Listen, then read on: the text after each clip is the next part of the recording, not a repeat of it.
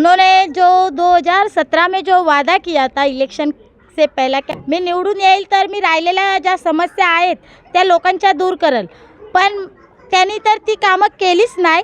पण मी त्याच्या पक्षामध्ये त्याच्या बाजूने असल्यामुळे लोक त्याला शिव्या वगैरे द्यायची, पण ते मला वाईट वाटायचं का आपल्या माणसाला लोक चांगलं नाही बोलत। पण आता मला त्यांची पूर्ण कॅटेगरी कळली का हा बंडलबाज माणूस आहे आणि मी इथं रेंटवरती राहते ह्या 25 नंबरमध्ये, पण मी सगळ्या लोकांच्या समस्या बघते का हे जो 25 नंबरचा नाला आहे, गेल्या वर्षीच मी इथे राहायला आली तर ह्या नाल्यामध्ये असा पूर्ण एक थर झालेला कचऱ्याचा, पूर्ण कचरा जाम झालेला।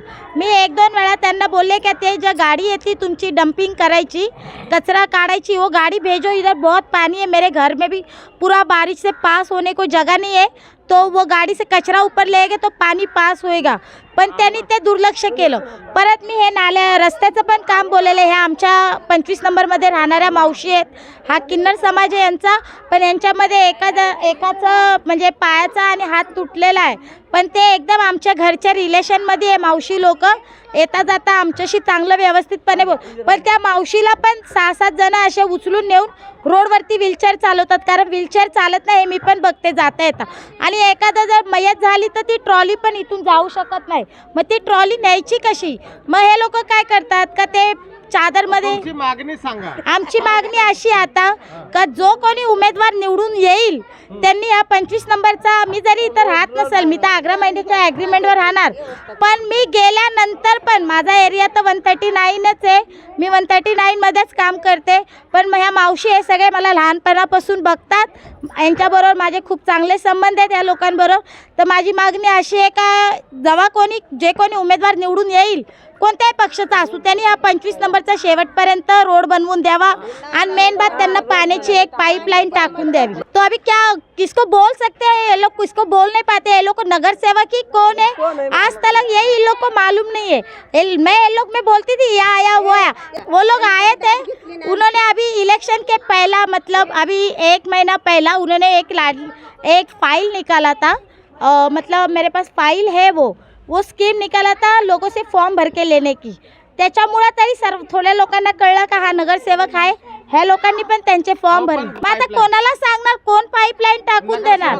नगरसेवक बोलतो जब चुनाव चुन के आएगा, last time second time election होएगा सुप्रिया, तो मैं पाइपलाइन डाल के दूंगा। अभी वो बीएमसी का काम पाइप का होने में 8-9 महीना जाता है। लास्ट टाइम हमारे भैया साहब में भी बोले थे क्या 1-2 महीना 5-6 महीना दिवाली के बाद होएगा। अभी दिवाली होके दूसरा दिवाली भी आएगा अगले साल, लेकिन उन्होंने किया नहीं। लेकिन ये समस्या तो बहुत है, क्या ये मावशी का तो 2 दिन पहला पाइप टूटा था, उनको पानी नहीं था, उनका लड़का इतने गटर में उतर के हाथ डाल के पाइप ज्वाइन किया। देखो अभी ये जो चुनाव आया है, इसमें तो मैं किसी के ऊपर प्रेशर तो नहीं डाल सकती हूँ, क्या किसी को हाथ को पकड़ के थोड़ी लेके जा सकती हूँ कि आप इसको ही वोट करो करके।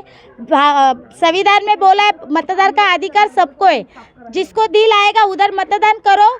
जो चुनाव चुन के आएगा, जो इलेक्शनमध्ये जो नेता निवडून येईल, पण त्यांनी आता बघा मी ज्याचं आश्वासन देते तो येतो का अजून दुसरा कोणी येतो, बरोबर ते तर मला माहीत नाही, पण जो कोण नेता येईल त्या नेत्यांनी तर इमानदारीने ह्या लोकांना ही गल्ली चाळी बनवून दिल्या पाहिजेत आणि ज्या लोकांच्या समस्या आहेत त्या दूर केल्या पाहिजे।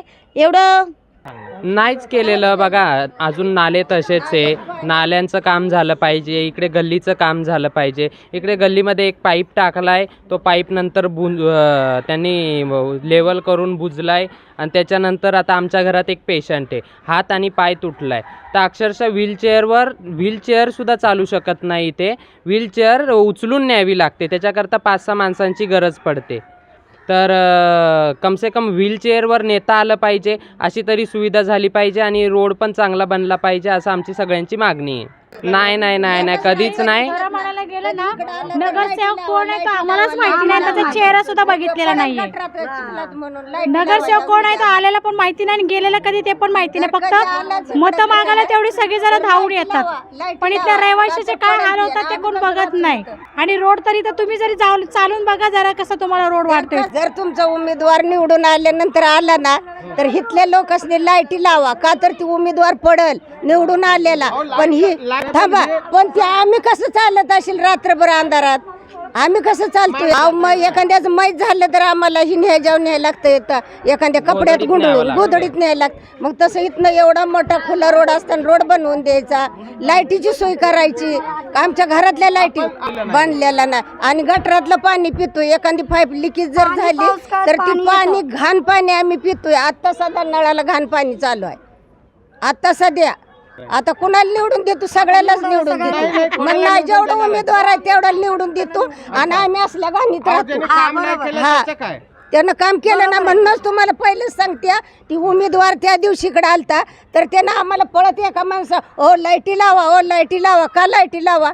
तुला डाम टाकायचं, तू इकडे ये. उमेदवार आलता निवडून किंवा लाद्या बसवून दे. प्रत्येक गल्लीची कामं करतो. हे 25 नंबरमध्ये काही येत नाही आणि आलाच ती तर आम्हाला लाईटी लावा, लाईटी लावून द्या, लाईटी लावून द्या. उमेदवार पडेल. आम्ही कसं रात्रीच एखाद्या आजारी माणूस एखादा आमच्या म्हातारा.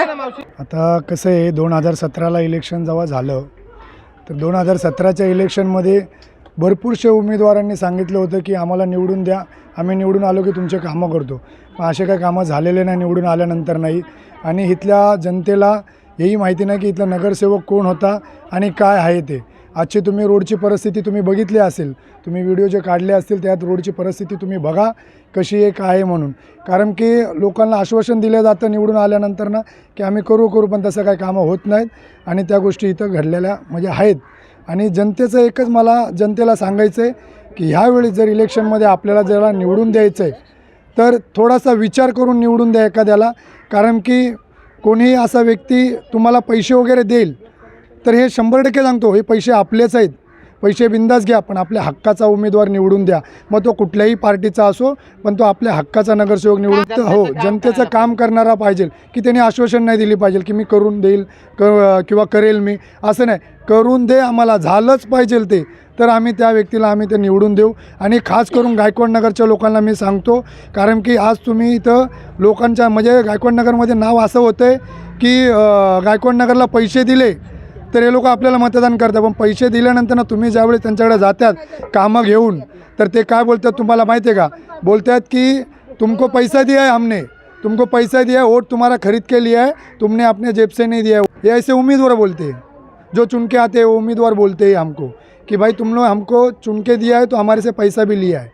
ठीक है, तो गायकवाड़ नगर के उम्मीदवारों को इनको मैं जनता को इतना ही बोल सकता हूँ कि इस बार जो इलेक्शन जो हो रहा है तो पैसे अपने हक के पैसे लो लेकिन अच्छे आदमी को चुन के दो. यही मैं बोल रहा हूँ. जय भीम, जय महाराष्ट्र.